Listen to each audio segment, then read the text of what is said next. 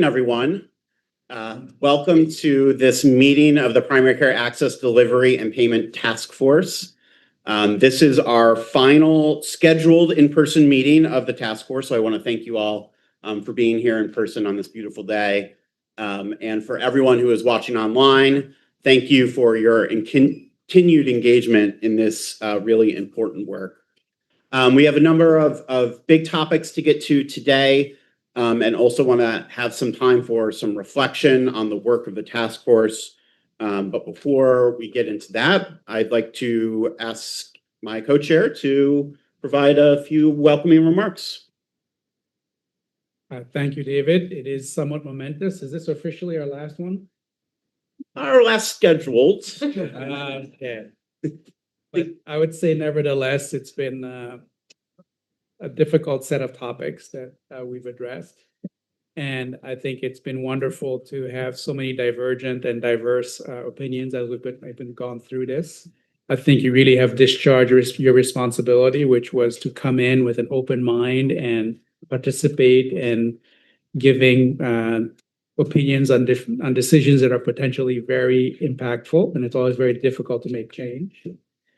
And then, so thank you for that. That's been a pleasure. And again, I want to reiterate, even though we're co-chairs here, I want to reiterate that David and his team did like 99.99. You know how you can never quite get to absolute zero, but so that was me. The HPC team has just been really amazing about coordinating this, including your comments, reviewing them, following up with you individually when there were comments. So I think I've just been really amazed by the competency and the efficiency of David and his team. So if we could just give him a thank you. And I look forward to not only continuing, as David implied, beyond. I think that this is the kind of body that will have lots of future impacts and future streams that we'll keep working on.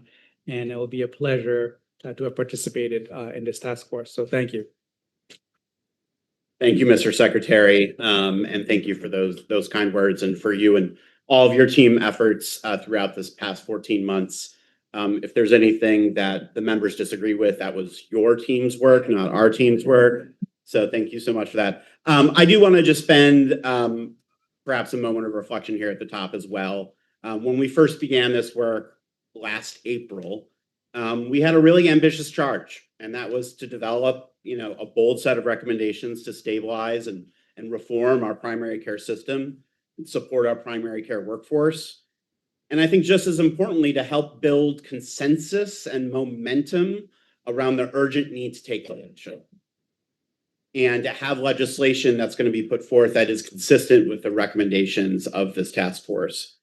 I think some said it couldn't be done. 25 members, it's too many members. But we have done the work.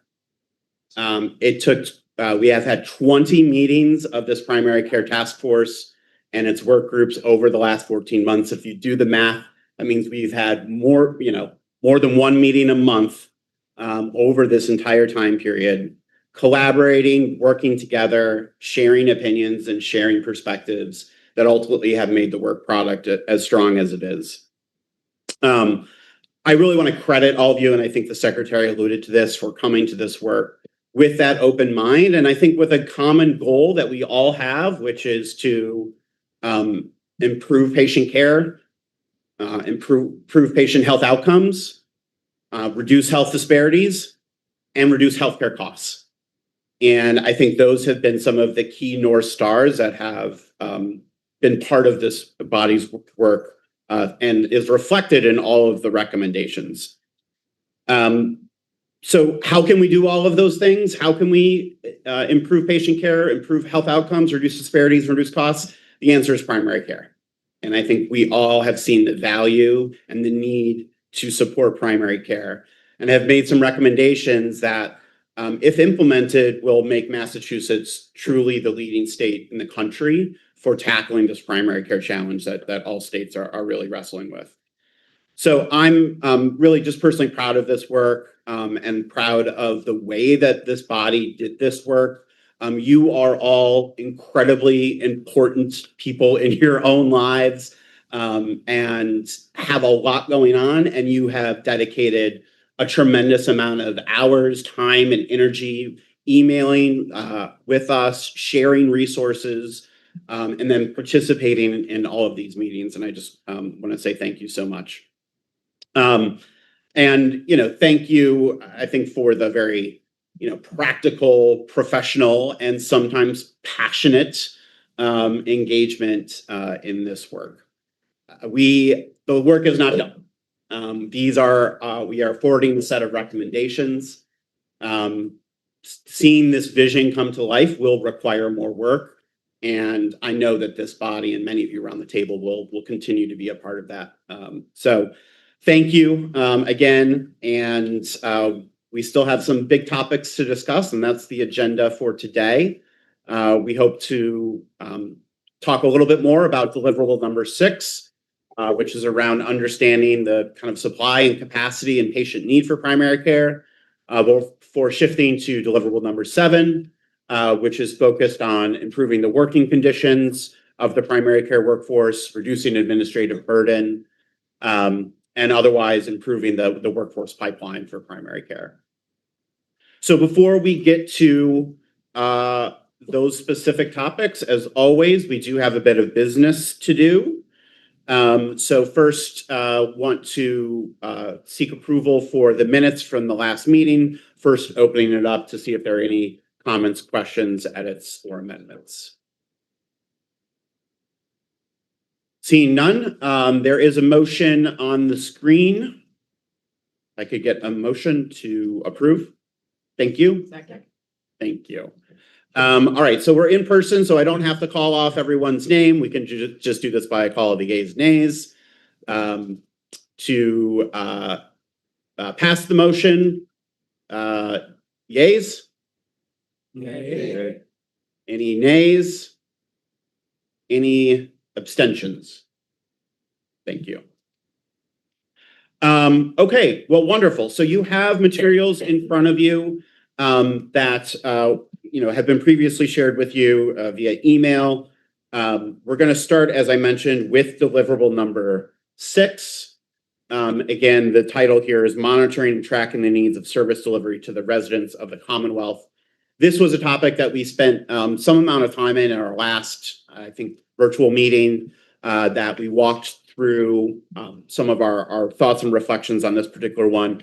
We've shared some drafts with the members, received some feedback, all of which is hopefully reflected in this near final version of recommendation. So want to come back to you and kind of talk through what we've prepared as a draft and see if there are any final reflections, comments, edits that the members would want to suggest.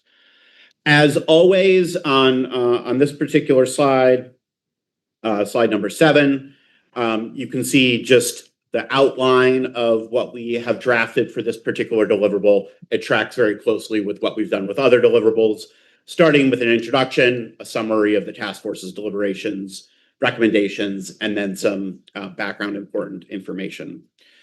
So Kara Vidal from our team, who's the director of the Office of Health Resource Planning, was the one who helped lead this discussion at our last meeting. I'm going to turn it over to her to just share our updated recommendations for this deliverable. Great. Thank you so much. Can you hear me okay? Mhm. Okay, wonderful. Thank you. Good morning, everyone. Nice to be here in person with you today. I will go through this pretty quickly. So first want to say that I think deliverable number 6, tracking the needs for and delivery of primary care to the residents, is a really nice complement to deliverable number 3, in which the task force recommended setting a primary care target. And that is because if the Commonwealth is poised to make significant new investments in primary care, it's really important that we have a pretty detailed understanding of where our needs are, where our supply is, and particularly where there are gaps between need and supply and access as well. I think this work will really hopefully set up the payers, the providers, the policymakers targeting these investments to make sure that they are as impactful as they can be. As the deliverable lays out, Massachusetts has the necessary authority and infrastructure to conduct this work. For example, at the Department of Public Health, we have the Office of Primary Care that is directed to conduct a primary care needs assessment every 5 years. At the Health Policy Commission, we have our new office, the Office of Health Resource Planning, which is also specifically charged with conducting assessments of need, access, utilization of all service lines, as well as the ability to conduct focused assessments of specific service lines, geographies, populations, et cetera. And of course, a lot of this work is already being done at those offices, as well as at the Center for Health Information and Analysis and Mass Health and across the state. So we are, I think, well aware of the work going on across these agencies and want to just reaffirm how important we know that collaboration across these different agencies and programs is to ensure that we are spending all of the time and dollars that we have to do this work effectively. We also in the Commonwealth have very robust data assets that can help us complete this work. We've listed on this slide several of those data sets. I won't read them to you. They're certainly not all of the data assets that we would use to do this work, but they're some of the most important ones. I would say in thinking about what we do and don't have access to, we have identified that one area that we often feel somewhat limited in is measuring provider capacity specifically. So not great sources of data on FTE counts or patient panel sizes, wait times, for example. So the deliverable as proposed contains 4 recommendations, and I would bucket them as one top line recommendation to direct the Office of Health Resource Planning to conduct a focused assessment of primary care. And then the other 3 recommendations being specifically about data assets and needs that would support that focused assessment. So that first recommendation would direct our office to conduct a focused assessment of primary care. Very specifically, we would aim to build on all of the great work that has already been done by CHIA, by the DPH Office of Primary Care. And so that would be the first top line recommendation here. The other 3 are about additional information and data. So capacity and access indicators, as I just highlighted, particularly those 3 areas of provider FTE and patient panel size. I'm sorry, the third is wait times, which is the second one, would be helpful. But there are, of course, other measures of access and capacity that would be very valuable. So after hours care, language accessibility, et cetera. So looking for both methods to define and collect those pieces of information, in particular without adding administrative burden on primary care clinicians. And the more detailed proposal has a line about looking for creative opportunities, different options for leveraging data sets so that this isn't a sort of new data collection recommendation.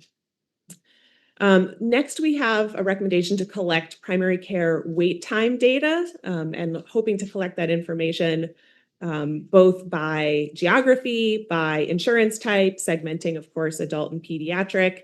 That will help us understand both the current wait times for primary care appointments and what variation exists currently. It will also allow for a tracking of progress over time. And then finally, as this task force has discussed in many meetings, the landscape of primary care employment and ownership is shifting in important ways. And so looking for more opportunities to capture and report on that information, for example, on things like private equity acquisition of primary care practices, concierge medicine, direct primary care, and the proposed recommendations direct the HPC to aim to capture that information and CHIA to publish it as part of their primary care dashboard. That is what is in deliverable number 6. Thank you, Kara.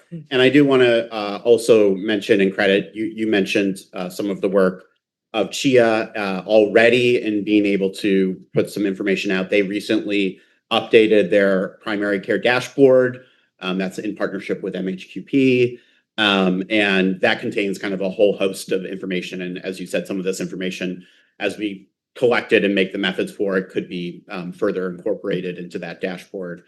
And I think the final reflection I would say is I think in so much of this particular work, where there is ongoing work and where these recommendations I think bolster that ongoing work. This will help us create an understanding of a baseline and also to be able to track progress over time. If I think of legislation passing that implements these recommendations, we'll want to know, is this working? Is this actually changing patient access in meaningful ways? And I think part of this work will be able to kind of see where we started and then see how we're changing over time, and then to be able to use that information to, adjust course as needed. So with that short, brief presentation, I now want to open it up for comments, reflections, potential suggestions on this particular deliverable. Do you want to? Sure. Yes. Cool. So let me just call directly on Wayne, since I know you have something to say. I think the contents of that last slide are brilliant. I think the work that was done in creating that list is really fantastic. If you can go back one slide, just in particular, the FTE counts and panel size and being able to count that. There's all kinds of faulty data that says that we have more capacity and such in Massachusetts than other places, and people don't realize the nature of our state. A full-time primary care clinician is a unicorn. There aren't many of those. And so that's really good. And I think there's a emerging trend around concierge and direct primary care that has a lot of promising aspects to it and also some concerning aspects to it. And so not turning a blind eye, like all of our data kind of has pretended that they didn't exist to this point. And I'm glad we're no longer going to ignore those folks who are doing really important and good work and be able to look at that kind of work. The last thing I'll say about this is I think there may be one blind spot here, one missing ingredient, and that is the makeup of the board of the Health Policy Commission. Correct me if I'm wrong, I do not believe that there is any primary care representation on the board of HPC, and I don't believe that there's any community health center representation on the board of the HPC. And I think for long-term success of this brilliant list of things, I think that would be really important to make that shift. Thank you. I think we'll just go down since so many people are. Thank you. Question about the third point, wait times data. And I'll preface this by saying it certainly looks like a great list. Wait times data has at least two important potential definitions. How many minutes did I wait in my doctor's office? Was it 5 minutes when I really didn't have 5 minutes because the bus was going to leave the child off, in 15 minutes? Or was it, heaven forbid, 15 minutes or 20 minutes? Maybe I had plenty of time that day. That's an important, very important metric, depending on where you are in the life cycle of your day. I don't think it's what's meant here, but a lot of people are going to think it is. I think what's meant here is third next available, or what if you have an acute problem, that sort of thing, right? And there are all sorts of nuances to measuring that. Next year's physical should be next year, not next month. I just had a physical, right? So I wonder if we want to add some wording there to help the legislators, the Health Policy Commission, and the public, everybody who's interested, understand what we're after here, and think carefully about how we want to measure it. Thank you. Thank you. Very good points. Hi, this has been a great experience. Thank you. Just wanted to, again, on wait times, I would also make sure that how long it takes to get in for the initial appointment for a new intake. I can talk a lot about that. some point. Also regarding primary care employment and ownership, I think it would be helpful to also look at NP-owned primary care practices. There's 60 of them right now in the state, servicing 100,000 patients. And that cohort is growing constantly. Thank you, Brenda. Along those lines with the wait times is just really thinking it's important to parcel that out, which maybe I'm just reiterating, right? Routine well care and next available for a sick visit, urgent visit. Is it 3 days? Is it 10 days? Is it 2 hours? Especially important in pediatrics. Sorry, not reaching the mic. And then second question, which I'm not sure how to assess, is on the patient panel size. I think it's important nuance. It's sort of weighted panels, right? That's sort of an arbitrary number and it's important, but when I'm just gonna say a geriatrician has is managing a whole lot of problems, that is different from managing maybe a really healthy 25-year-old. And same thing goes in pediatrics. I should speak more to my specialty, but I think weighted panel size, a newborn takes a lot more care for that first year of life, and a lot more visits than a really healthy 3-year-old. So just places where data would be fantastic. That's all. Thank you. This is great. Aditya? Thank you. One additional suggestion on wait times, and apologies if this was already discussed. I'm sitting in today for Christina from C3. I could see if individuals are avoiding care because they don't have insurance or they have fears about immigration enforcement, that being a blind spot in a metric like this. And that it would look like, wait times are fine or stable, but what's actually happening underneath that is we've got a growing group of people that are basically disenfranchised from the healthcare system entirely. So I would just encourage in this metric and any metrics like this that we are monitoring, that we also are coupling it with some way of understanding what is the experience of ordinary working people in Massachusetts and trying to access the healthcare system. And they may or may not be showing up in the denominator depending on how this is defined. Before we turn to this side, maybe just a few reactions from the helpful comments.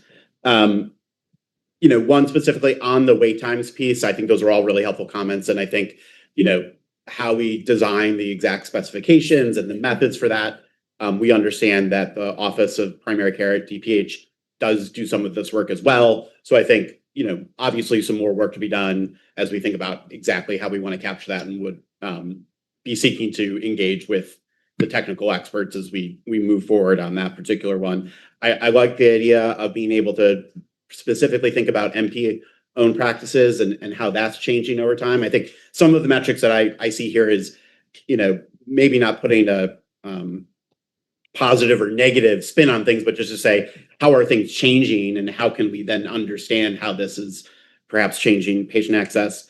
And then to the last comment, I think we absolutely see the value in continuing to pair this with what we do have right now is some pretty robust survey work that Chia does on, kind of the patient experience. Some of that they often are collecting information about difficulty accessing care. And those figures can be quite eye-popping, actually. I think in one of the last Chia surveys, 43% of Massachusetts residents reported having difficulty accessing care in the last year, and then they can break that down a little bit. And the number one reason was for difficulty getting an appointment in an office or clinic setting. But I think there might be other access barriers where that might not be difficult getting the appointment, right? And in terms of some concern about engagement, either through eligibility or through the cost, right? And I think pairing these different data sets to have that contextual information is really important. So just thank you on this side. Suzanne? Yes, thank you. And yeah, thank you for your comment. And I'll just build on that a little bit in thinking about the impacts of HR1 and OB3, the federal changes that are coming and more people who are going to come uninsured as well, and how they're accessing primary care, and how they'll access primary care through health providers who are part of the health safety net system, the strain there, and just thinking about, is there a change where people and how people are accessing primary care due to other things that are happening in the world, including these big federal changes. I think it's important to take into consideration at this point in time, and being flexible about that over time as our context changes. So just wanted to think about that and make a comment about that. And I appreciate all the work Kara has done also in this list. And then on wait times, I just have one data point or one effort to kind of connect to this, which is the work that Commissioner Caljo's team is doing on health insurance provider directories, and having more information in there about understanding when a provider is or is not available to take new patients. So I think that's just another important data point to think about, or effort to think about in connecting with the wait times piece, and something that I know several of us in the room have been working on a lot lately.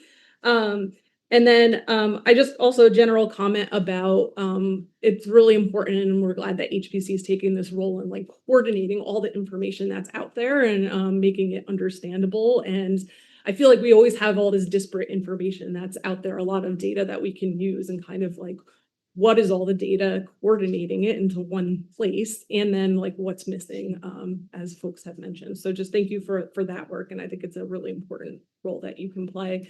And last but not least, I would be remiss, as someone who works on child health issues, appreciate that looking at sort of adult primary care, pediatric primary care, Yep. and folks of all ages, right? And geriatrics, et cetera, and understanding kind of access barriers, both that are age-based and as well different populations who may face barriers. Thanks. Thank you for that. Yeah, I had the opportunity of meeting with the Danish Health Authority delegation yesterday. And it's interesting, they're thinking of building 4 or 5 special lanes, what we would call DRGs or something like that. And what's interesting is that the 5th lane, the four ones were like diabetes, chronic back pain, things that you would think of. The 5th lane was to Brenda's point and yours, is complex patients lane. They were trying to build like a completely separate set of access and measurements and for people that are just incredibly complex, so that so that a practice would be rewarded if they had a big, because the needs are different, right? It was just an interesting concept that I hadn't quite thought of as like a actual like full DRG diagnostic related group, meaning how you, for those who are not involved in it, about how you pay somebody and how you structure the payment. So it's actually pretty interesting. So, Allison. Hi, thank you. I just wanted to make sure when we're looking at primary care provider FTEs that it includes PAs and NPs, which I assume it does, but just as they start to take panels, it would be great to make sure that's captured as well. Yes. Thank you. Barbara, number 1. Thank you. This is really exciting to be adding all this data to the dashboard that GNM HTP already have, because there are gaps and it's great to fill them.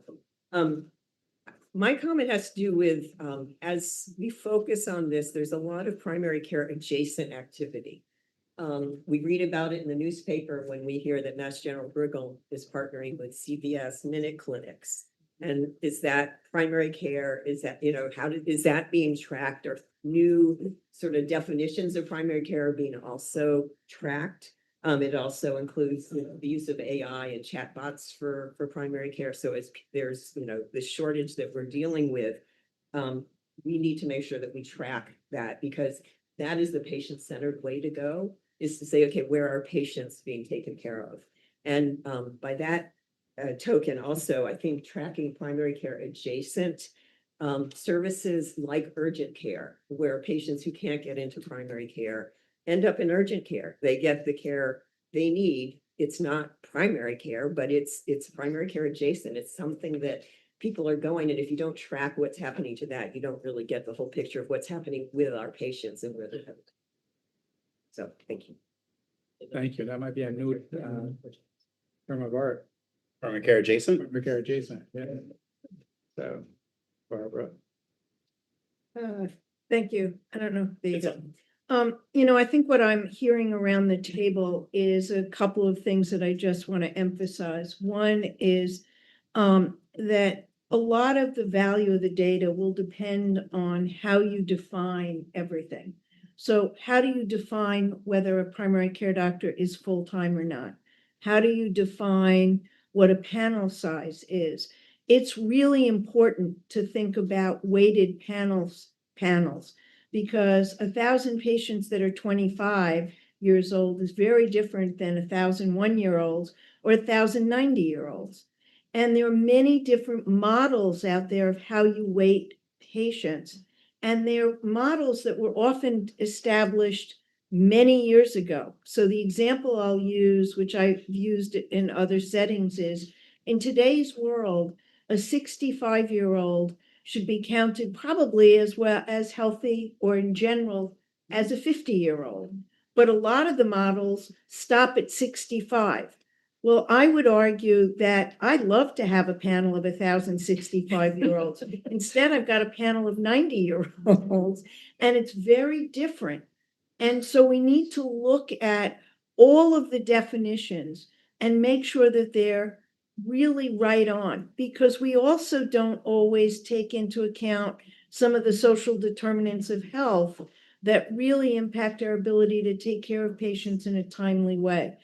And to Barbara's point about urgent care, if I have someone who calls me with a dog bite and they can't come in when I can see them, I'd much rather they just go to the downstairs walk-in where they'll be seen in 5 minutes at 6 o'clock rather than wait the next day to see me. And so I think we do have to balance what is access. And what you've heard is a lot of concerns about wait time data, because it's very, very hard to really understand it and understand it accurately. I would bet that if you look around at the primary care group here, everybody has for physicals a very long wait time. But for urgent care, I bet people are getting cared for in reasonable times. That's for their panel. We have a whole other problem with 30% of people in certain geographies have no primary care. And even those in the upper class, middle class, and wealthier communities, 20% of them don't have primary care. So I think it's the definitions that we need to really relook at and not rely on the old definitions, but create new definitions that really work and will help us understand what's going on.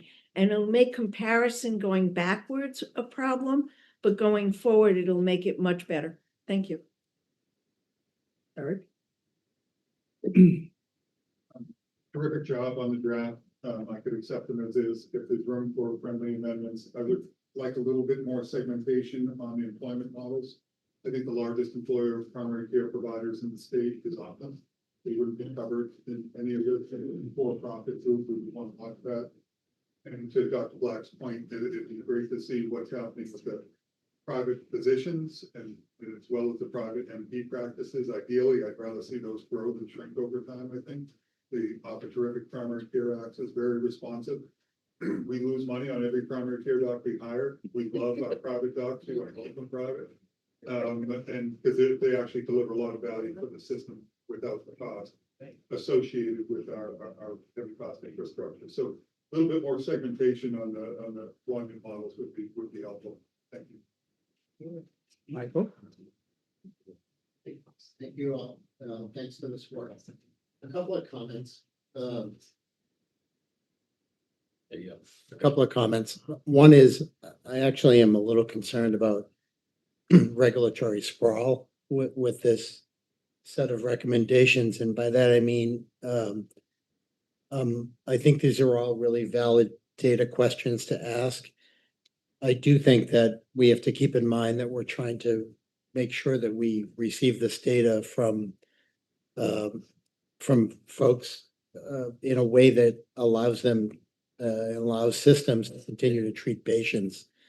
And so there should be, I think, a notation that to the extent that the information is from already existing sources, we should try to utilize that information. And there should be a concept, and I think this was codified in the prior principle that we issued here, that it should not grow the regulatory burden on the primary care practices in Massachusetts. And then a comment on wait times.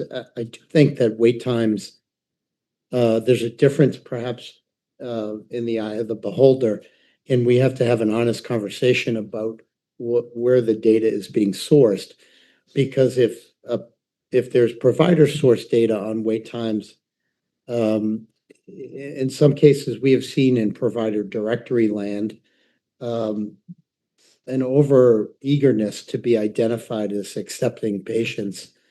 And we will want to make sure that we guard against that kind of increased conceptualization of wait times being less than they may actually be, in order to be identified in a favorable way, either for carrier directories or for patients who are seeking to get the care that they want. Because our goal should be directing patients to identify care options that are actually available, not mythically available, to follow up on Suzanne's point.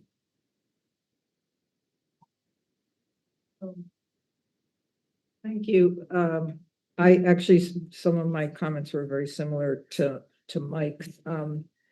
I would actually add something to this that says any new data gathering needs to be coupled with data gathering that we no longer need, because we never go back to see whether what we need is still what we need. And so we all care about administrative burden. I would argue that there's lots of stuff in there that's probably duplicative or that we can cover with something else. And if we don't clean that up, we will never get a handle on that. So I would actually call it out as something that we need to look at. My other comment is, let's just make sure we don't make this too complicated. Let's just make sure we don't slice and dice this in a way that providers are going to go, you got to be kidding me. Like, 5-minute wait times versus 10-minute wait times is not something that should become a provider's problem, right? And so wait times for how do you get in to see somebody when you need it is really important. We have to start letting people grasp the fact that providers can't control every moment of their day, right? Somebody walks in with something major, you may wait 20 minutes, right? It's gotten a lot better, but let's set our expectations. So all of this, I just want to make sure that we don't make this a provider, that this data doesn't become something that we actually now get to say the providers aren't X, Y, and Z. And I worry a little bit about that. In terms of the health planning focused assessment, I'm a little confused. I think we passed a law last session that basically said HPC has to do this planning, or DPH, can't remember, we had a fight, who should be DPH, HPC, but we are starting to look at this. So I think we should look at what exists today or what mandates we have and see if some of this isn't covered already, because we should be doing this assessment as far as I know. And so we should, if we are, then we need to see what we need to do to help move along that assessment and not recommend that we do the same thing that we're already doing. I think that was what my. Before we go around the table, did you want to make any comments and answers? Yeah, just a few reflections on the helpful comments.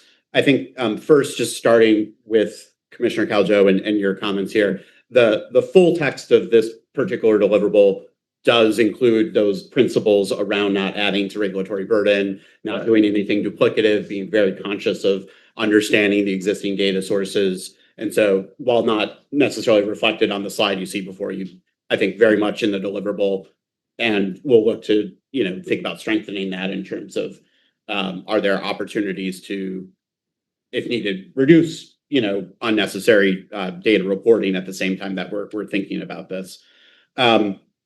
So very much agree, and we'll make sure that that is, front and center in the full language as there is some language there. Eric, I just appreciate your comments around continued, understanding of certainly some of the employment arrangements. I think we share the continued interest in looking at APPs, advanced practice providers, and how they're filling a role here in primary care. For the first time through one of our data reporting apparati, our registration of provider organizations, where we're going to be able to get APP rosters for the first time from our major health systems. And I think that will allow us to see how those professionals are shifting and changing among systems, but then also perhaps going off and starting their own practices, which would be something that would be very interesting to follow. And just so you know, Eric, Optum, Atrius, Reliant, that for-profit group is very much, required to provide the same data that our nonprofit organizations are providing.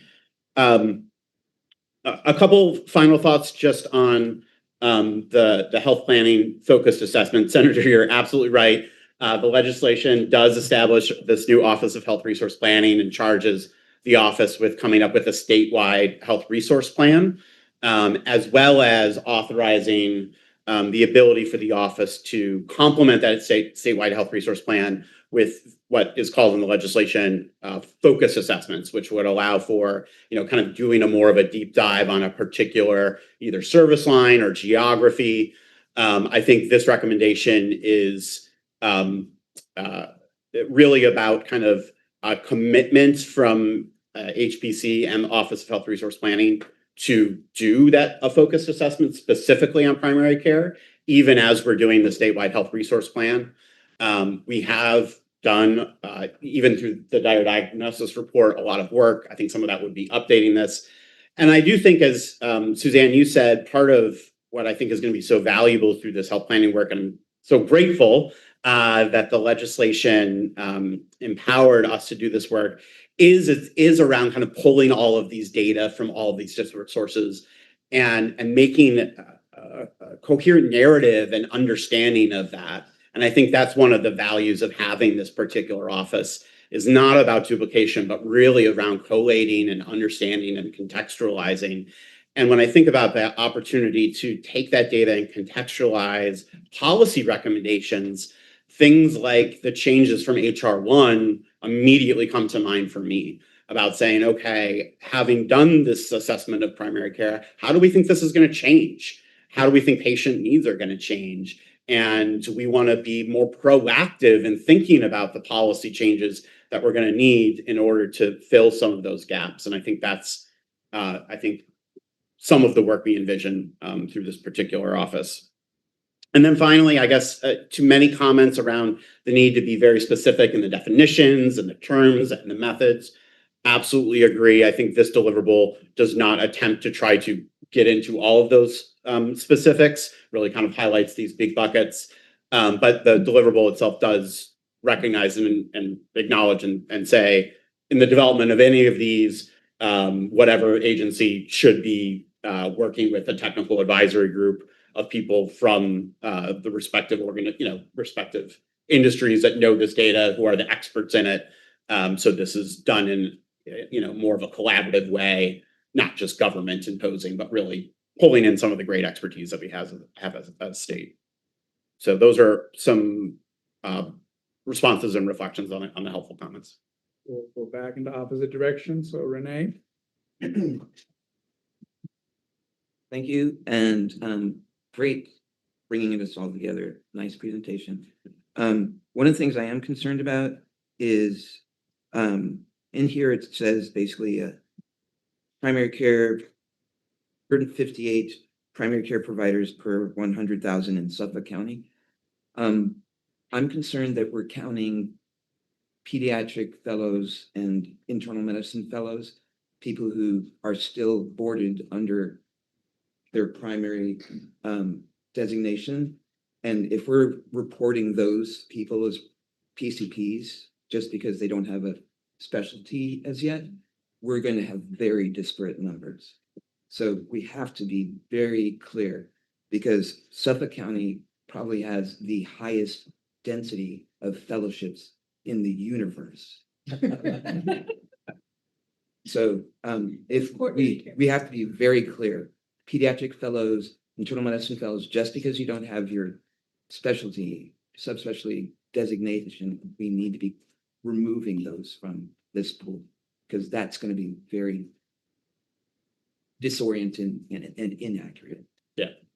Thank you. And you're referencing, I think, some of the introductory text around, some of the data we have in capacity care. If you have an answer to that, I'll put you on the spot, but you can also just say, we'll take that offline in terms of if you know what was counted in that particular per capita figure. I think you're probably right. We removed residents. We don't have an option in the data set we use there to remove fellows, and it is a specialty-based designation. So I think that's probably right. I would say that in our RPO data set, which we know is not 100% of the physicians in the state, but is, we think, probably 85, 90%, we actually have a PCP flag where we ask the reporting system to say very specifically, is this a PCP, yes or no? That might be a nice sensitivity for some of these data that are more comprehensive, but that don't offer us to have that self-designated, yes, I am a PCP flag. Thank you. So we're hitting first people who haven't spoken yet. So Sarah? Sure. Thank you. I just wanted to touch on the sort of regional equity piece and the rural piece. I think it'd be interesting. This might already be tracked, but 351 cities and towns, how long does it take to get to a primary care physician? And is there reliable public transportation around those primary care physicians?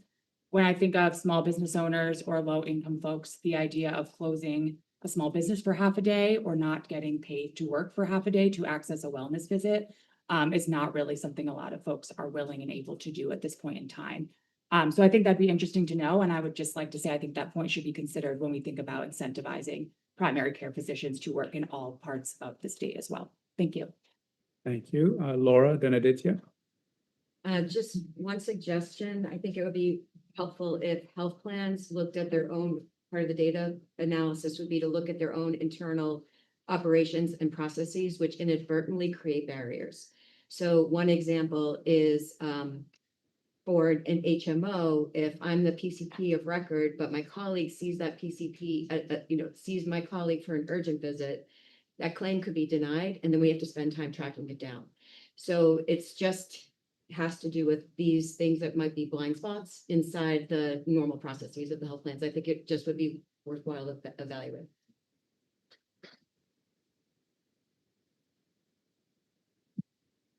Thank you. Great discussion. Two quick thoughts on some things that have come up. One on metrics. So, and this may already be part of the CHIA scorecard, but would encourage us to maybe focus on as like a downstream outcome measure to help cut through some of the noise that's been highlighted in the discussion on component measures here. I would look at like of everybody in the Commonwealth, what % of people are impaneled with primary care and what is like PCP visits per 1,000 versus people who report accessing an ED as their frontline point of care. And that will help with, I think some of the other things that were kind of, that might be a little noisier. And then one thought on, there's been a really good discussion thread on not kind of over measuring or over studying things. As I've been reflecting on that, I've been thinking about, okay, well, what would we do based on the data that comes out of these items on the slide? I would argue we don't need years of study and trends on private equity acquisition and primary care to know that that's bad, that it's bad for consumers and bad for labor. So I think my question would be, what are we willing to do about it? And I would maybe start there before we spend time, researching and reporting trends on that, because at the end of the day, if we're not willing to do anything about it, there's kind of no point studying it. And I would say something, I would not go as far as to say that about the focused assessment, but I would say we don't need a focused assessment to know that we undersupply primary care in the Commonwealth and have a pretty good sense of where we undersupply it. and that we oversupply other things. Laura Pellegrini, I've been reflecting on a comment you made when we were on stage at the Health Equity Compact about proton beam therapy centers. Like we know what the misallocation is in our healthcare planning in the Commonwealth. So I think, again, my question would be, with this new law that's been passed, like what are HPC and DPH going to do in the DON process or other, maybe more muscular ways of forcing reprioritization of investment at some of our, large health systems and decision makers on where these investment resources are being allocated.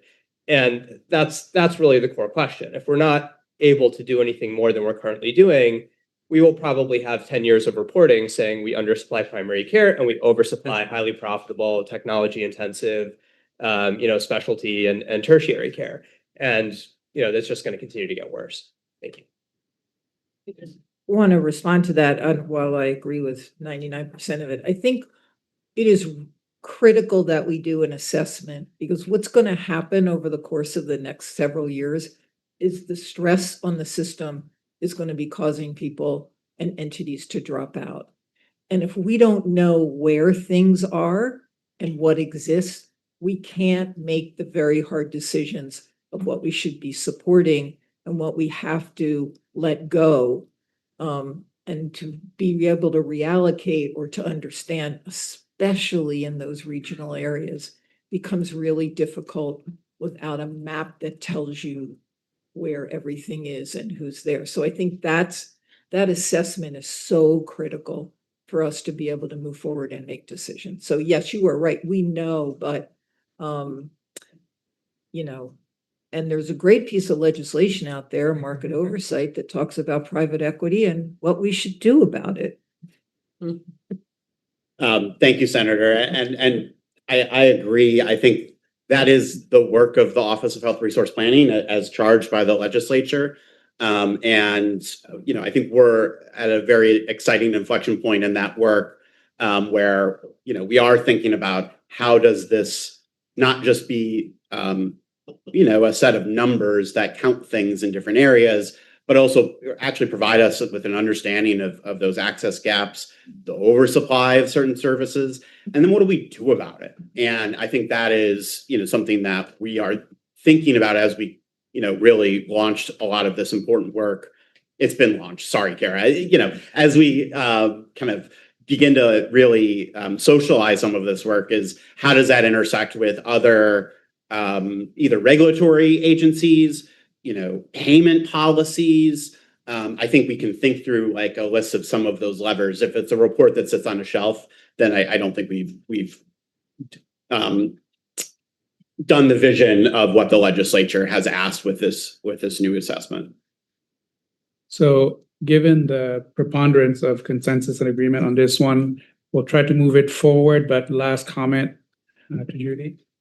Is one of these measurement organizations looking at just looked up 500,000 students at the college or graduate level in Massachusetts? That's a substantial part of the population, and some have great access to college health resources, and other universities or colleges may not or do not offer that. But I would hope that we are including that in our considerations and our measurements. It has particular impact on certain counties, much more so than others.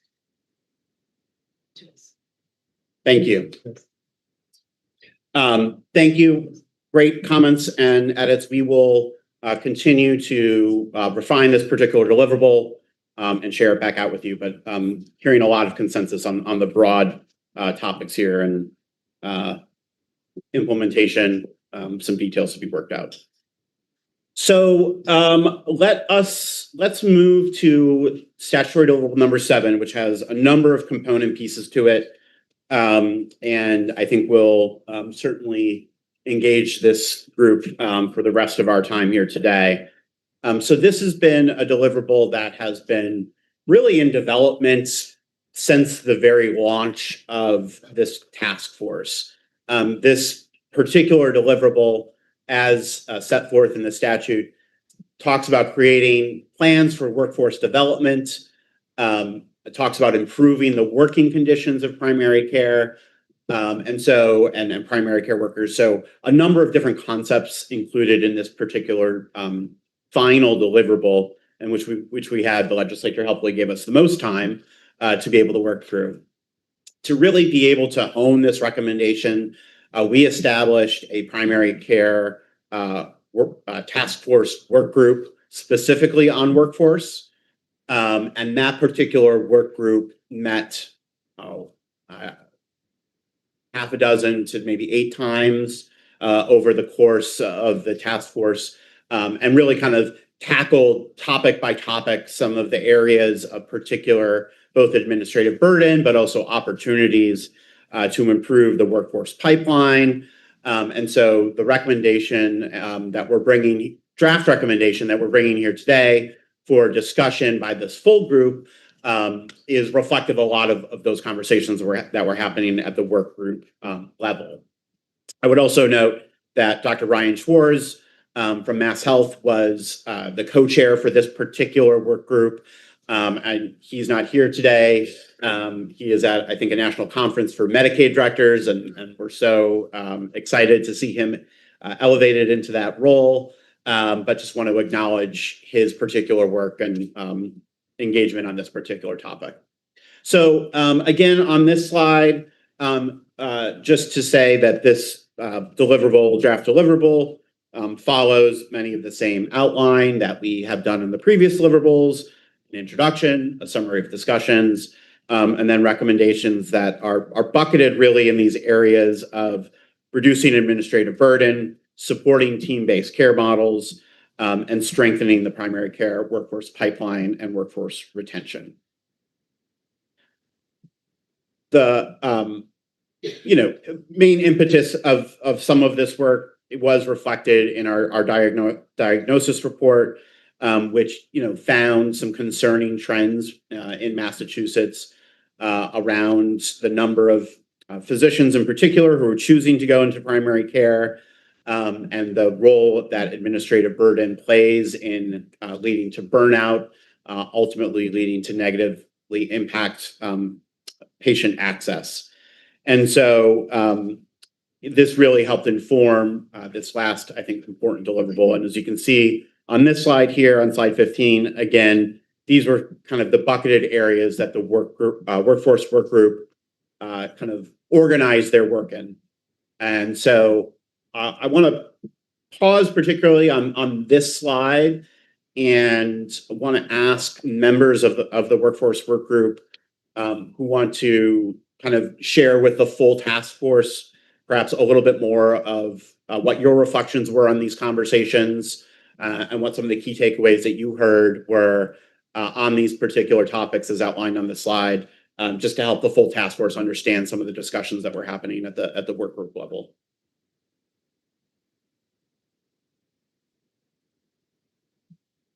Dr. Critchlow?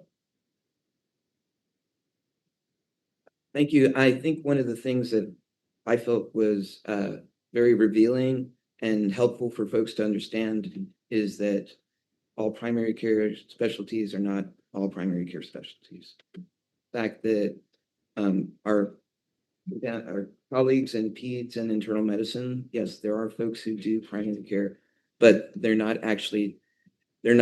most residencies in pediatrics and internal medicine don't turn out the volume of primary care that we need. And I think that it was also important for people to hear our colleagues that are nurse practitioners are under the same financial stress that the rest of us are, and that after 5 years, only 39% of them are practicing primary care. I think it was very important for people to understand that in this state, less than 10% of internal medicine. It's about 40 or 50% of peds, if I'm correct. It's maybe lower. One of the things that is very clear is that the acknowledgement that family medicine physicians, after 10 years, over 90% of them are still practicing in primary care. And to acknowledge the fact that our 2 largest health systems do not have primary care residents. Let me rephrase that. Do not have family medicine residencies. if we're looking to grow the workforce, we have to acknowledge that family medicine is under respected in this state and that it is our path forward. Thank you. Dr. Spivak? I think that I was very impressed when we met that sitting around the room were many of us who practice primary care in very different settings.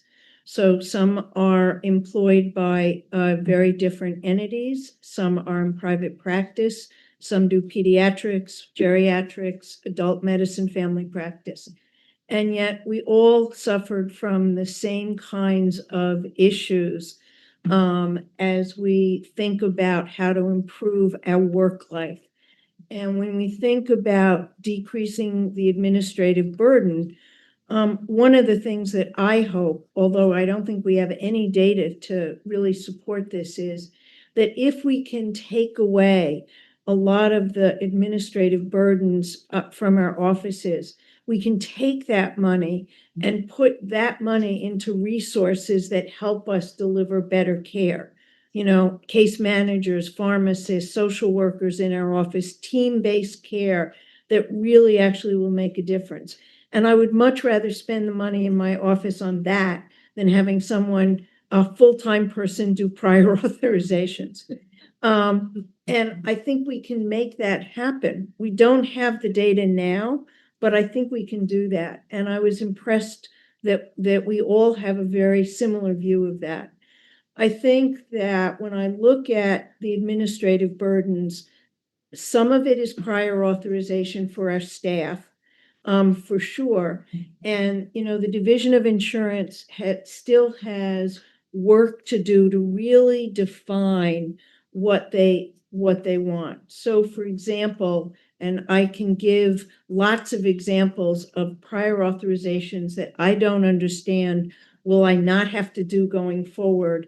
And so I think we have to be very detailed when the Division of Insurance really lays out their guidelines, what they really mean by what will need prior auth when I order it as a primary care doctor and what won't, because the nuances are really detailed.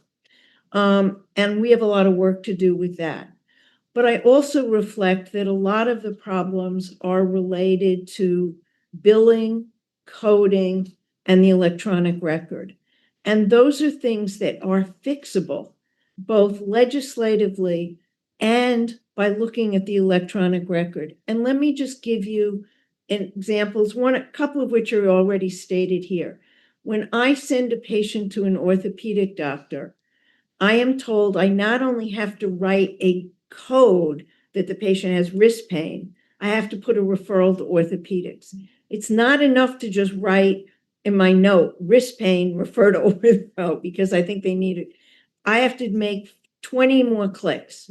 Now, that may not sound like a lot to you, but 20 more clicks for every patient, over 20 issues, is taking me an extra hour a day of useless clicks. Let me give an example of yesterday. I saw a patient who's been mine for 40 plus years. I shouldn't probably say that because it dates me, but it's, this person has a chronic pain syndrome that has never, maybe once or twice in 40 years, has needed to go beyond what I've given them. I still am only allowed to give them 1 month of pain meds. Do you know what it is? 20 clicks for me to give them their pain medicine every month. Why? I know this patient, I can give you their entire history today without looking at a record. And I know the number of times that they've needed more. I can tell you why. Why is it I'm only allowed to give them 1 month at a time? We need to think about how to make things easier for us in primary care without saying that we're going to give, it is bad care to take someone who's brand new on pain meds and give them more than a month. But someone who I've known for 40 years or 30 years or 20 or 10 or 5, I think we have to really start looking at what our laws are and what's required to give good care, and recognizing that the burden for us in primary care with the electronic record is enormous and is adding hours of extra time without adding value. And I think I was impressed that we all have the same, no matter where we're sitting and how we're practicing, I think we all have those same views. Thank you. Thank you so much. Dr. Altman? Well, thank you, David. I have to say, David, you've given us a lot of data over these months about the superpowers of primary care and what primary care is able to do. And I just want to underscore what Dr. Spivak was just saying. The fuel of that superpower is relationships. It's those relationships with our patients that we know without having to look at the record. And there's an expression, healing works at the speed of trust. Your patient trusts you.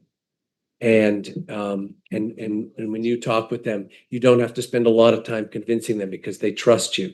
And so when we talk about primary care delivered through bots, I don't think that same trust will be there. And we need relationship-based primary care to survive. And that's what we're all here doing, is helping with that survival.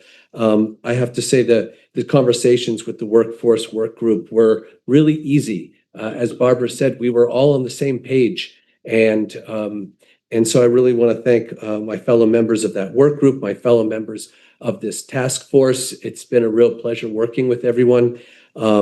David, I was one of those people who skeptically said 25 opinionated people around a table are going to accomplish something. And here we are a year later, a year plus later, and we did. And in large part, due to the leadership of you and Kiame, we were able to accomplish a great deal. I am very proud to put my name behind the recommendations that we'll have with this task force. So in terms of the problem that we looked at with the workforce work group, I just want to tell one small story to illustrate this problem. In my typical day as a family physician, going through my day, seeing patients, I'll be humming along, 3 patients, 5 patients, and then you hit a patient who may be complicated, who may have some challenges with housing security, food security, or other social drivers of health, and you hit a brick wall. And the things that you need to do to help address those problems, we're not necessarily equipped to do as PCPs, but it falls in our lap. And we need to do it. We need to figure out how to do it. And this takes hours. And then we do get behind. And a 5-minute wait time would be dreamy. And so we fall behind. And the truth is, we need help. We need teams. We need a large number of people to help support us, to help do this work, because the people on these teams will do this work far better than doctors or NPs or PAs will do them. I teach medical students all the time. Doctors are overrated. Okay? We're really good at some things, but other people are way better at a lot of other things. And we need to be humble, and we need to work together and support these teams. These teams include doctors, NPs, PAs, and lots of other folks. And so in order to have this real team-based care, we need resources. And that's a lot of what we've been talking about here as well. You know, I have patients who will look at me and say, I have these 5 different specialists, and I have my notebook where I have to keep track of everything that's happening. Can somebody please coordinate this for me? And of course, that's my job, and I do the best I can to coordinate it. But at midnight, when I'm finishing my record for the day, and it's time to go to sleep, I may run out of time to coordinate for every single patient. Okay, and that's not an acceptable answer to give to the patient, but it is reality. But we have fixes here. We also need behavioral health is a huge problem. I was talking to an EMT worker in my city, and he told me that he's actually a firefighter, and he spends about 10% of his work related to fires, about 90% related to EMT work. And he told me he spends most of his day on behavioral health urgent calls, mostly for people aged 16 to 26. Okay, we need more resources in behavioral health. We need behavioral health integrated into primary care. We need collaborative care, which is an extremely evidence-based, effective model to deliver that behavioral health. On our teams, we need community health workers, health coaches, peer recovery coaches, social workers, pharmacists, medical scribes, so that Barbara doesn't have to click 20 times a day. My scribe does all that clicking for me. And so many more folks who could and should be on these teams. But to do that, we need resources, and we also need payment reform. We need to pay for primary care in a global payment. And the perfect model of this is the Mass Health model that has been very successful, and not fee for service. Fee for service is primitive, and should have nothing to do with primary care. In terms of workforce, it is a very simple concept in terms of workforce. For the current PCPs who are practicing, we need to fix the job. The job is broken and it needs to be fixed. For medical students who are weighing a decision on what they want to do with the rest of their lives, we need to fix the job so when they go on their rotations, they don't see people pulling their hair out.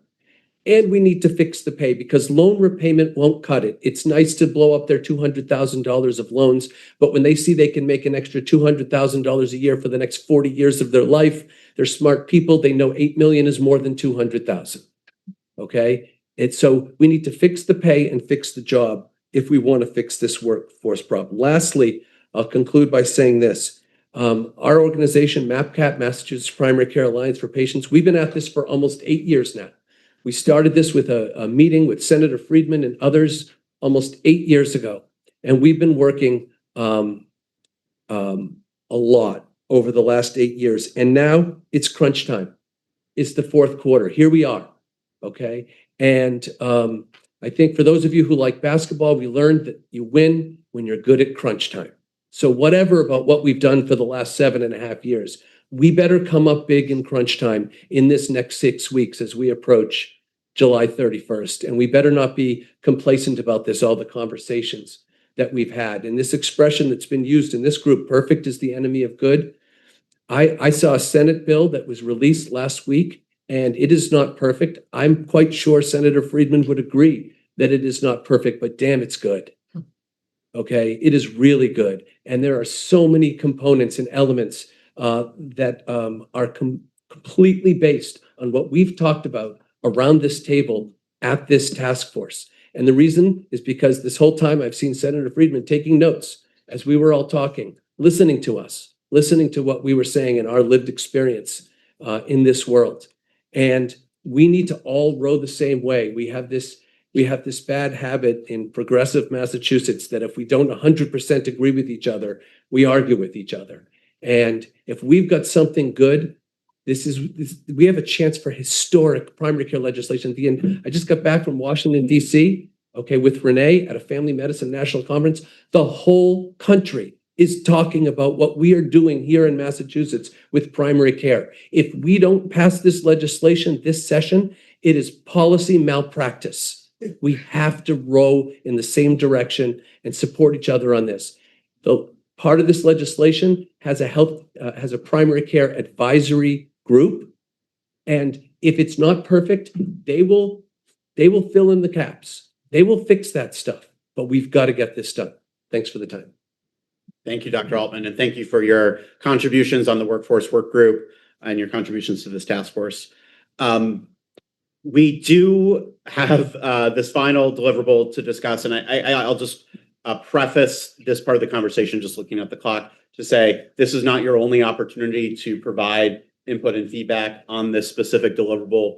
We did share a draft, I think earlier this week. We know that we wanted to get some in-person feedback from you, but know that following this meeting, we'll be soliciting further feedback. So this is not your one and only opportunity on this. So I am going to try to just cover the broad outlines of what's in this deliverable as quickly as possible. There is a fair amount here, but then to really just open it up, because I hope that members had a chance to at least look at the draft we sent, or at least can react in real time to some of the pieces here. So first, the first part of this recommendation, I think, gets to what I thought was, kind of a core part of these conversations at the workforce work group, that there are systemic problems that need to be addressed in order to to fix primary care and to strengthen and bolster this workforce. And that, one of the core challenges is that primary care is undervalued and overburdened. And what can we do about this? So first, we want to reiterate this task force's recommendations on two of the crucial components that are going to provide that foundation, which is one, increasing the share of spending on primary care, and two, moving towards aligned multi-payer primary care models, like the Mass Health subcapitation program, that will enable these practices to have the resources needed to provide team-based care and to address administrative burden. I will once again emphasize on the first recommendation here about our spending target. This task force has been very clear again and again and again that as we shift resources into primary care, this cannot and should not add to the total cost of care growth, should not and cannot add to premium growth or cost-sharing growth. We understand these affordability challenges, and I think the task force was quite unanimous on that front, that whenever we talked about the need for investment, that it needs to be over time and within the resources that are currently in the system. So with these kind of reiteration of these big systemic changes, this recommendation goes on to address a number of very specific areas where the work group and this task force have talked about particular points of friction. And could there be things done to address these points of friction? And so this section really identifies some of those points of friction that were identified in these conversations in no particular order. So there are 6 here. First, as listed here, again, no particular order, was around credentialing. We've heard from practices and organizations that the requirement to get this credentialing from multiple health plans often leads to delay, may have inappropriate or unneeded delays in credentialing that can result in certain providers not being able to either practice or not being able to be reimbursed for that care. And so having a more unified and streamlined approach to credentialing was one of the issues that came up. Similarly, referral practices, there was some good discussion amongst the group around perhaps unclear guidance about when and where referrals are needed, and that this takes a lot of time out of the primary care practice. Third was something that has been come up a lot, which is prior authorization.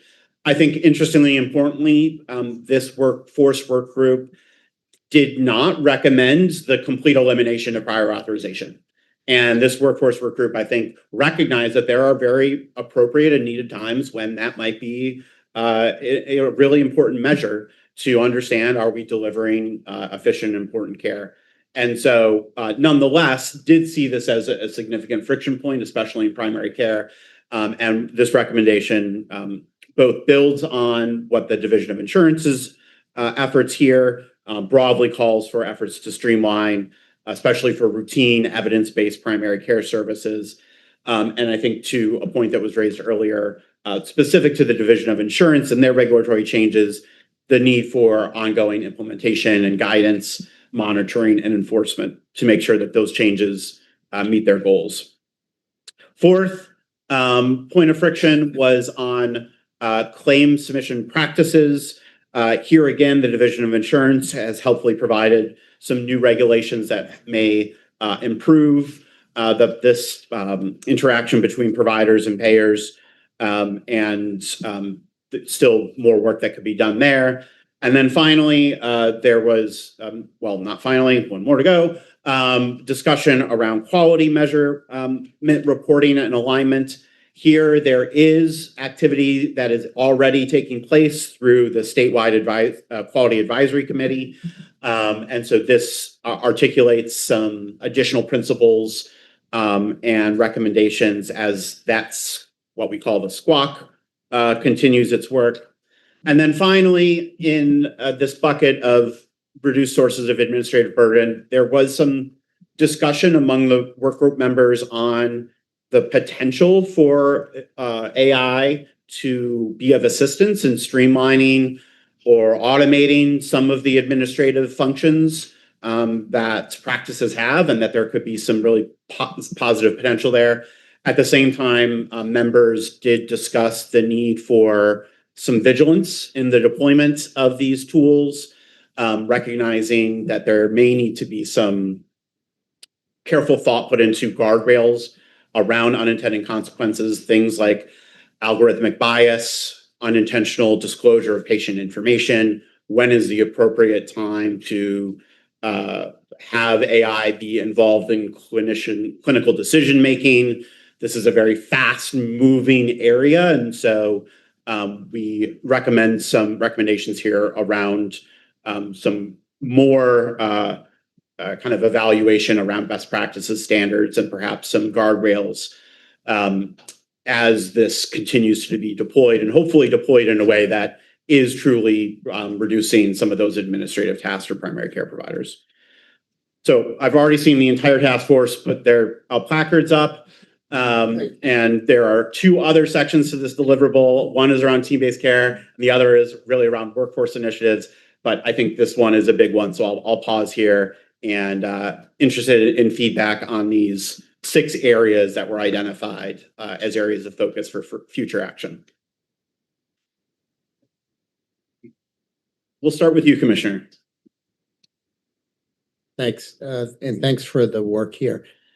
A couple of thoughts and an update really on DOI regulatory reform. A large part of our work, obviously, this year has been dedicated to the prior authorization streamlining projects. That work followed a year's worth of data study, which showed us the areas which would benefit from a reduction or streamlining of simplification on prior authorization processes. That change is not going to occur like a light switch up and down. It's going to dim off over time. To Barbara's point, over the summer, the DOI has launched, and we'll continue to hear through stakeholder sessions feedback on the different categories of streamlining and regulatory changes from a variety of stakeholders, providers, primary care doctors, health systems, patient advocates, as well as insurers, so that there's a sense of common understanding of what the guidelines would root out in terms of substantive changes. I think that primary care is a really important area, which will continue to be a focus of that ongoing work.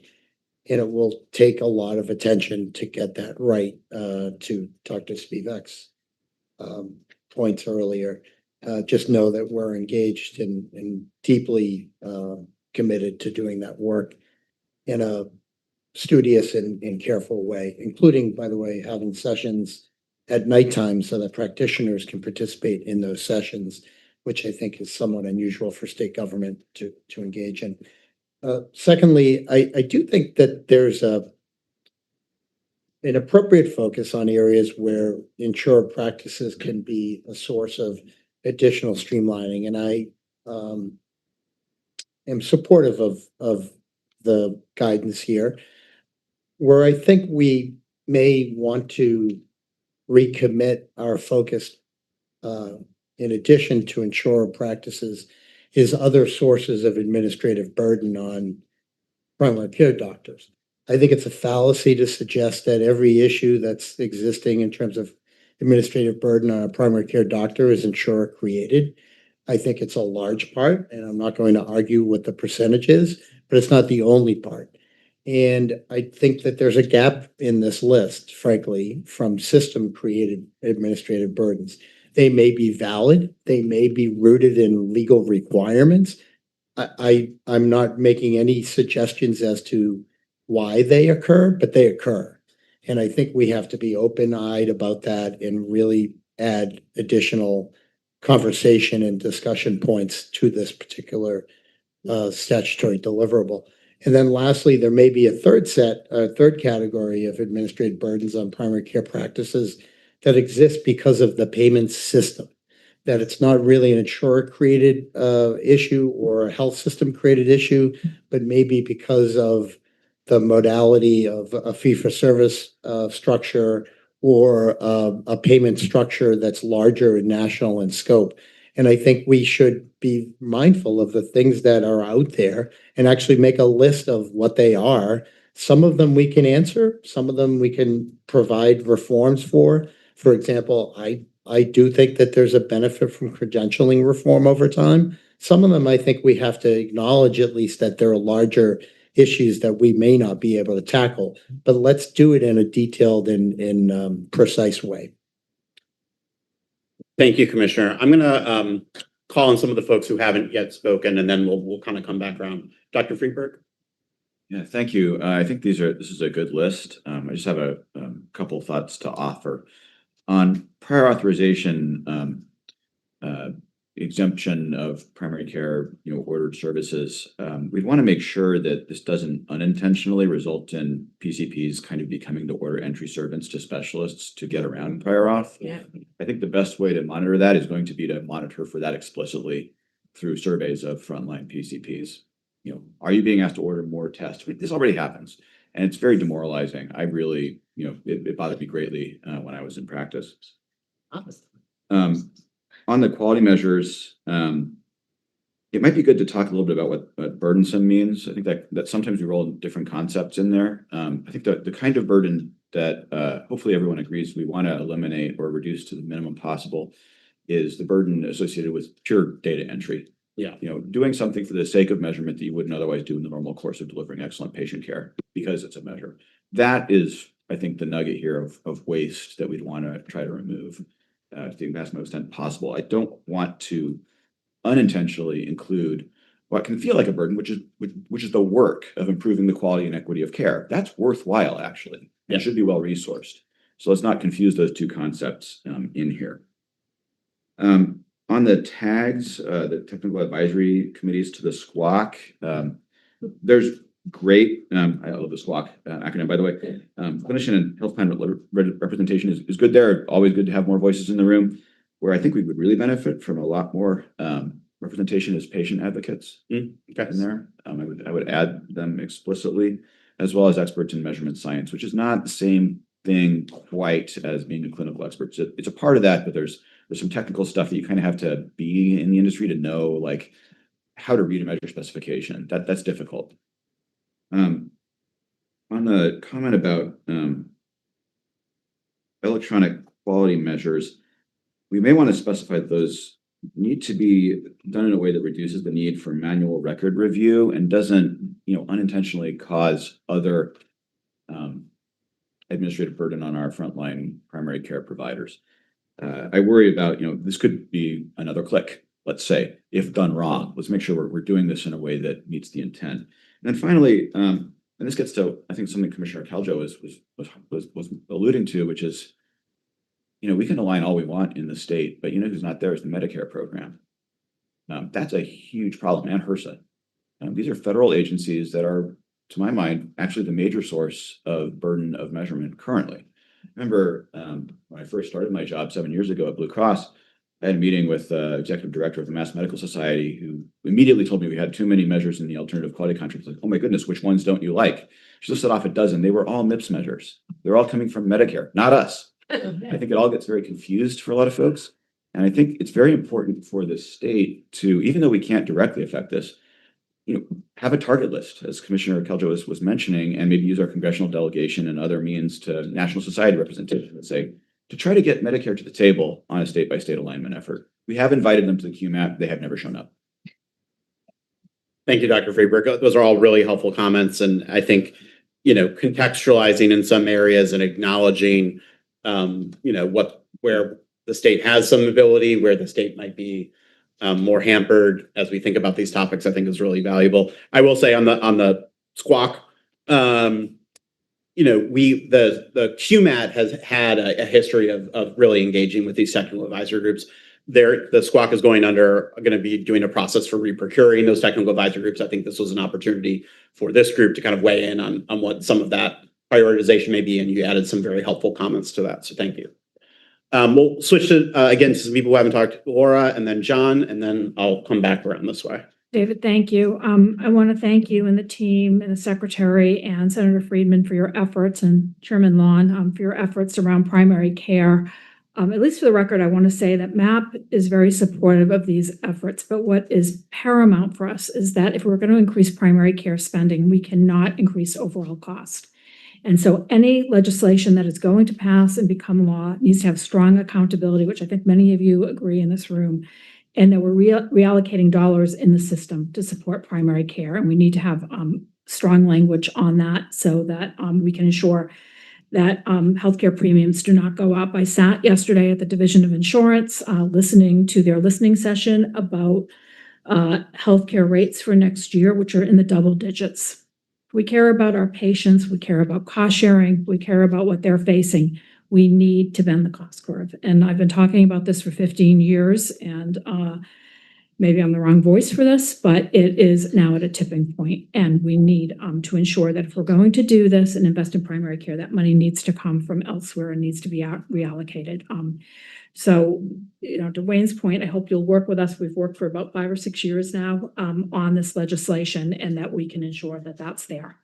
On the deliverables, on credentialing, we just want to point out, we've been working on this for many, many years. The plans do have a standard process with standard form and a central place for central verification. That may be something that we want to look at for Medicaid, for Medicare, what the hospitals are required to do for their credentialing practices. We talk about creating an authority to do this. I think that we need to consider a not-profit, because the health plans have stood up a not-for-profit that actually is doing this work, but a central place to do that. Then to, I think, the point that Dr. Friedberg made on the quality measures on credentialing, everyone has their own standards that they need to follow, whether it's Medicare, what the hospitals are doing, what the health plans are required to follow. Maybe you will get lucky and we'll find agreement with CMS, and Mass Health as well has their own standards that we could actually unify the standards. But right now, multiple standards do exist in the market. But at least that verification, that credentialing verification, the CVO process where we're credentialing, certifying that people have gone to medical school, they don't have malpractice claims, that might be something we could look at. But I would strongly recommend that we look at HCAS, which is in existence, and try to build off of that. And I think for years we've tried to get Medicaid to play in that, and they haven't been able to because of federal requirements. So we know that. On prior authorization, we'll send you some red lines, but to your point, prior authorization is an important tool that the health plans need to use. The HPC has done its own work on low-value care. We know a lot of low-value care is being delivered in the Commonwealth. That is wasteful care. So prior authorization is important. I think, the DOI, we haven't loved everything, but we've tried to work with them on this regulatory process. I'd be concerned that the legislature could impede those efforts, because I think those are complicated efforts as we work on definitions with the DOI and try to move to streamline prior authorization, but not have a wholesale elimination. And I would ask that we have some grace at this point to work with the division over time, and let's see how that has worked before the legislature gets involved. Anytime we have a piece of legislation moving, I'm very afraid all the special interest groups will try to add on, on prior authorization. And I think that we need to be very, very careful, particularly at this time with healthcare costs. To, I think, the commissioner's point, when I talk to providers who are leaving the practice, and there have been some times like the Boston Globe or State House News might have an article, and I actually call the providers and want to talk with them about why they're leaving the practice. A lot of it stems from electronic medical records, and that seems like it is silent here. So I would want to the commissioner's point, add some language there. And then on administrative denials, we'll provide you with some language, but sometimes administrative denials in the report, my staff worked on this with the Division of Insurance. It was very, very tricky. And the way it was reported didn't capture actually what's going on. Sometimes a denial is occurring because the person no longer has a particular health insurance covered by someone else. So it's denied. The provider then resubmits to the correct insurer and it's paid. So ultimately, I think most of these things do get paid. It's just they get caught in this administrative glitch. So we're willing to work through that, definitely. So those are some of my comments. But again, thank you for the opportunity to participate during this task force. Thank you, Laura, and thank you for those particular comments, and look forward to hearing some more specific thoughts. I will just mention it to the task force. It is not lost on me that there is pending legislation that is being considered. I think for these deliberations and for our recommendations, I really want to focus the work on the primary care task force and what our recommendations here are. And there is another process for engaging with the legislature directly on the bill and bills that are under consideration. That's not necessarily our job here today. And so just want to continue to focus our attention on what our recommendations are. John? Thank you, David. Specifically on the recommendations under prior authorization, I would just recommend, I think it's very important that we're always transparent and we educate everyone, with the people reading this, whether it's consumers, premium payers, or even the legislature, that some state actions, cannot apply to all commercial customers. And, I think there should be some acknowledgement in here that state actions on prior authorization does not necessarily reach to the ERISA exempts. And if you take away tools, for some consumers, primarily small businesses that already have some restrictions, whether it's state and higher costs because of state mandates, because of restrictions on cost sharing and so forth, you're creating even a greater disparity of two classes of consumers. And ironically, shoving more small groups and others to try to go self-insured. Some levels of overregulation at the state level, can come back to haunt us. And I think that needs to be acknowledged here, that this actions on prior authorization don't necessarily affect all consumers and all premium payers. Thank you, John. An important point. Thank you. Recognizing time, I do want to try to get everyone who has their card up to be able to share some thoughts. Ask you to move relatively quickly. Dr. Dixon, I'll start here, and then I'll come back around this way. Thank you. Just a recommended amendment maybe for the support team-based models to improve care coordination. I would say novel models to improve care coordination. We've done extensive work on the patient-centered medical home at UMass Memorial and the Department of Family Medicine. It, in and of itself, as it is designed today, does not reduce admissions, does not reduce cost of care. Patients love it, the providers love it. Now, when at first you don't succeed, try again. We have a new model, Patient-Centered Medical Home 2.0, which incorporates remote patient monitoring for the most frailest patients amongst us, coupled to AI-powered command centers that can intervene with either with a paramedic or a virtual visit. And we're seeing as much as 50% reductions in inpatient utilization. So I wouldn't want to miss that by just calling out the team-based models. I think there's team-based models plus other novel models of care, including remote patient monitoring. Thank you. Thank you. I just very quickly, two things. One, to Dr. Dixon's point, one of the things we have to be careful of is the short-term look at savings and then the long-term look at savings. And sometimes what we do today actually may increase cost or not save us a penny, but 3, 5, 10 years down the line, it does save us a lot of money. And I suspect that that's what we may find as we go through this.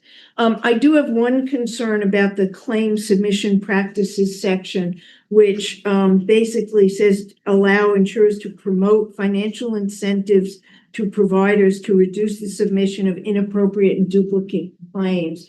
And I worry about that a little bit because we are seeing some of our insurers, for example, decrease, pay less for visits because the providers are not putting diagnosis codes that essentially justify a high level of the visit.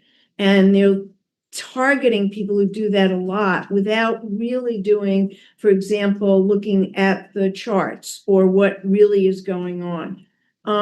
No provider wants to put in a duplicate claim because they know that at the end of the day, they're going to have to pay that back if it's paid twice. And I worry about the term financial incentives. I think we need to be careful about that. That will put pressure on the primary care practices in a negative way that may actually increase burnout and may increase people leaving But mostly what I worry about is those who are in private practice not being able to sustain their practice if those kinds of issues become prevalent. And we really want to support private practices in this model. Thank you. Thank you. Barbara? Thank you so much.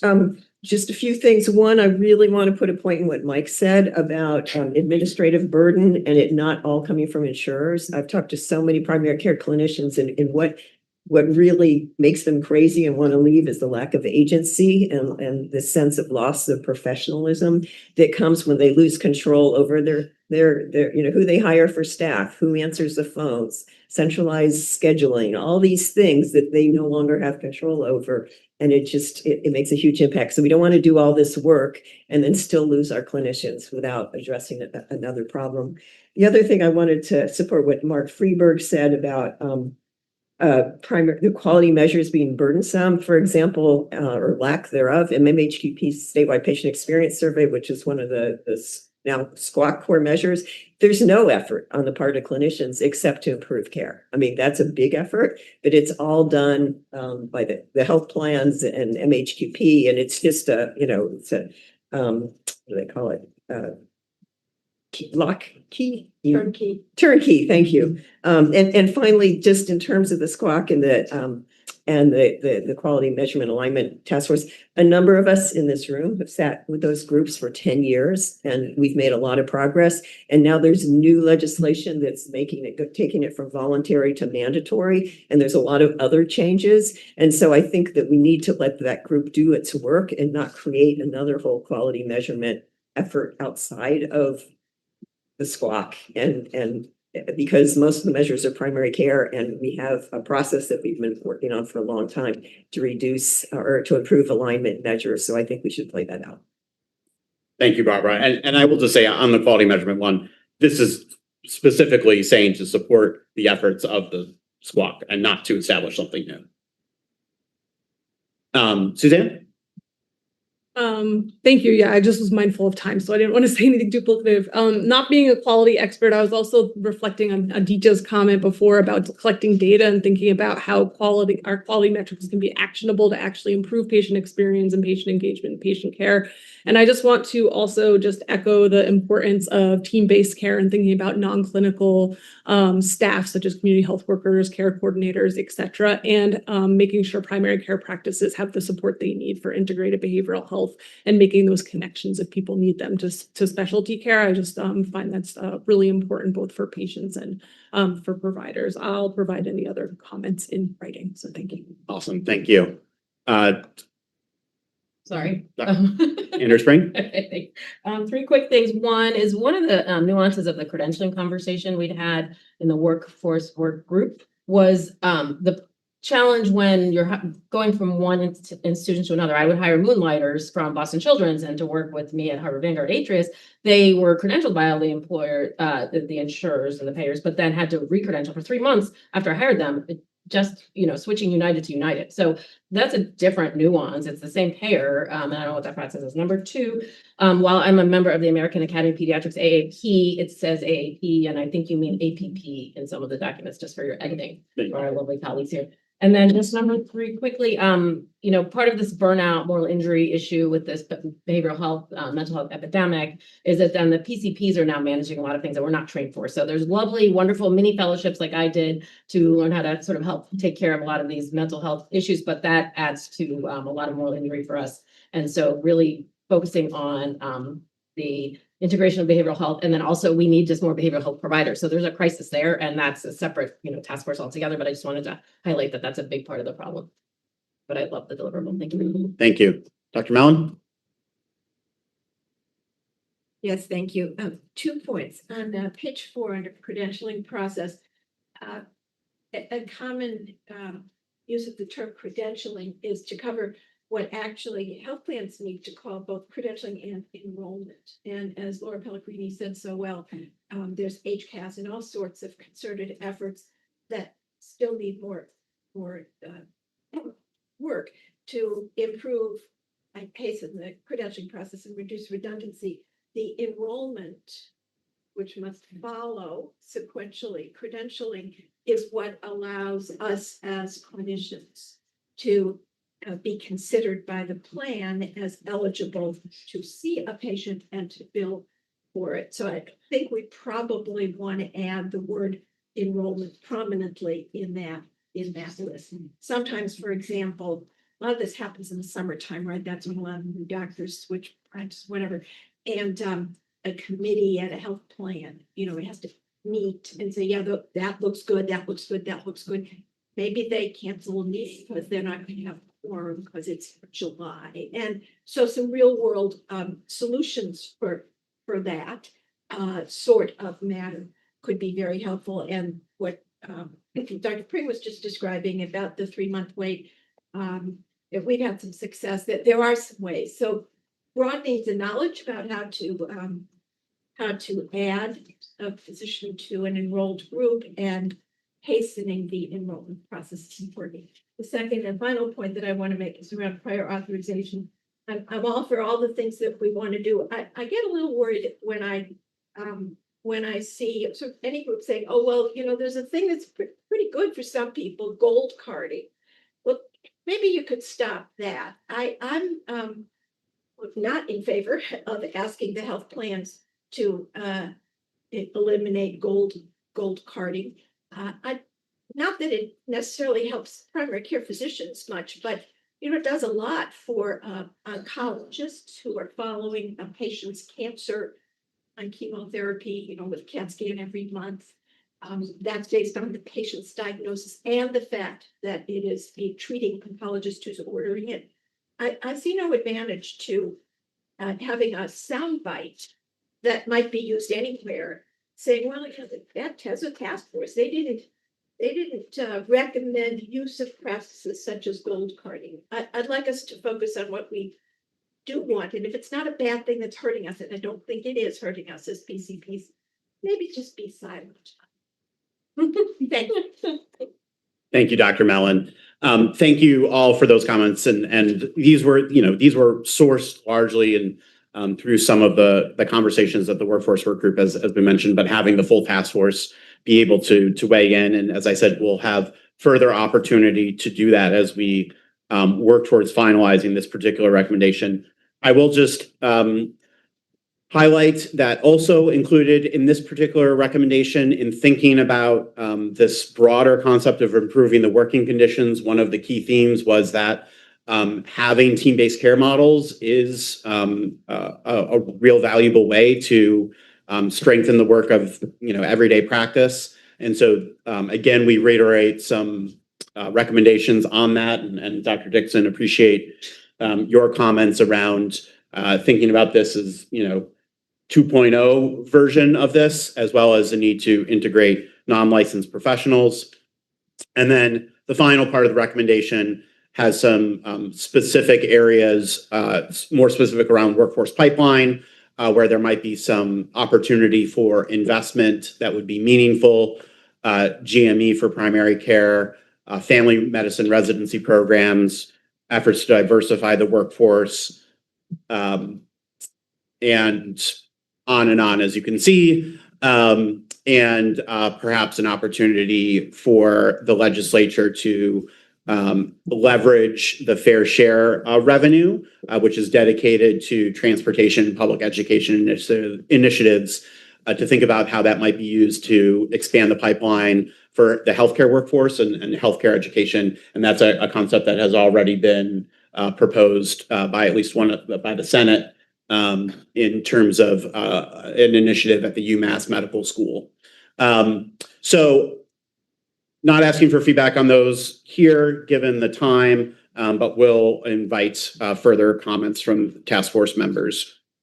As we, kind of wrap up today's conversation, as I said earlier, it is not lost on any of us that there is legislative action afoot. And that is incredibly exciting for all of us who have been working so hard on these recommendations and care so much about this particular area and the need for urgent action that was called for, by the governor at her State of the Commonwealth at the beginning of the session in last January, that we need an army of primary care providers. I think we've put forward a number of recommendations that will help us deliver on that vision.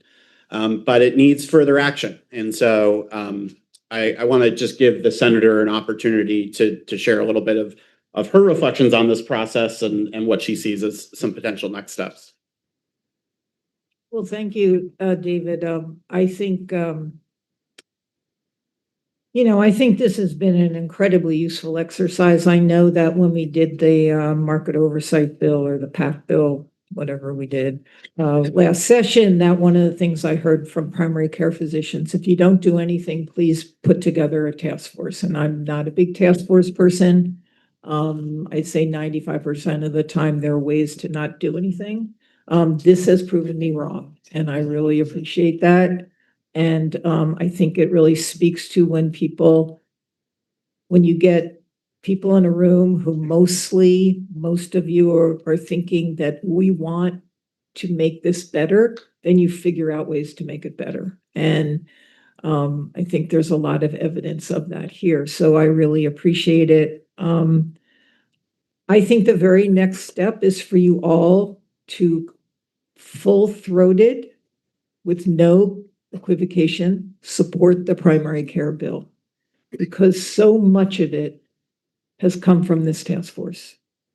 And what I heard loud and clear was, first, we need to transform the system. And what we're trying to do here is to move the system from how much money you can make to how do you provide care, to stop the incentive of fee-for-service, which is the only way people can get paid, to you give me the dollars and I'll figure it out. And a lot of the things that we've heard today about prior auth, administrative burden, having others control what happens in a primary care space is around changing the payment model. Lots of other stuff to do, but that's where it starts. And so I would beg that if you want to see that movement, you all need to be talking about this. It's like Dr. Altman said, it ain't perfect. It will never be perfect, but it is a start and it came from you. And so we need you. I think the next steps that I would talk about as we move forward, if we continue to do this work, is to look at what is out there now. So I hear a lot about workforce. Okay, well, the state has put in about $600 million into healthcare workforce. Okay, how did it work? How's it doing? What should we keep doing? What matters? We just put $10 million into primary care physicians, right? For their training. Is that a good thing? Should we keep doing it? Or should we say, no, forget it? So now I think what this group has to do is take these incredible deliverables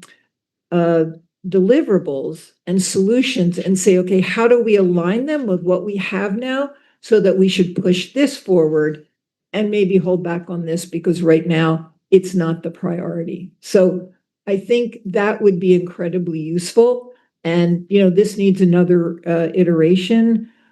I'm not sure how we move ahead, given that this was a time-limited task force. But if we hear that this is important and that it matters and that it worked, we're going to fight to continue these kinds of task force. So thank you, everybody. It's been amazing. I knew a lot about primary care. I didn't realize how much I didn't know about primary care before I came in here. And I just want to thank you all for your incredible willingness and hard work to solve this incredible problem that we can solve.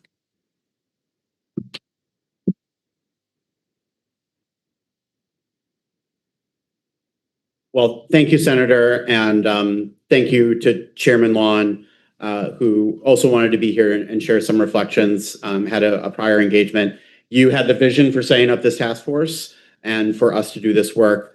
I feel as like our administrative taskmaster, I still want to share that like we have a little bit more work to do to finalize the exact wording of the final deliverables. And so you're going to continue to hear from us at HPC, Kelsey and Lois Johnson, who have been doing so much work on this. I think our envisionment is that if we can get to a good level of consensus, kind of over email and through one-on-one conversations, that we would like to do so. If the co-chair and I absolutely necessarily feel like another meeting is needed, we'll do that. But I think I have heard a lot of good consensus on these areas and principles. Once we finalize those deliverables, I think there is value in us creating kind of a full one-stop shop for all of the deliverables and putting a compendium together, perhaps with its own introduction, describing the work of this task force in whole. Having done these now kind of piecemeal, how do we kind of stitch them together into a final report? So that's something that we think would be of value and want to take on with the goal of having that be finalized by mid-July. But I think in terms of the major topics, the major deliverables, we have done incredible work, and I'm grateful again. No final comments from the secretary. Thank you all, and take care.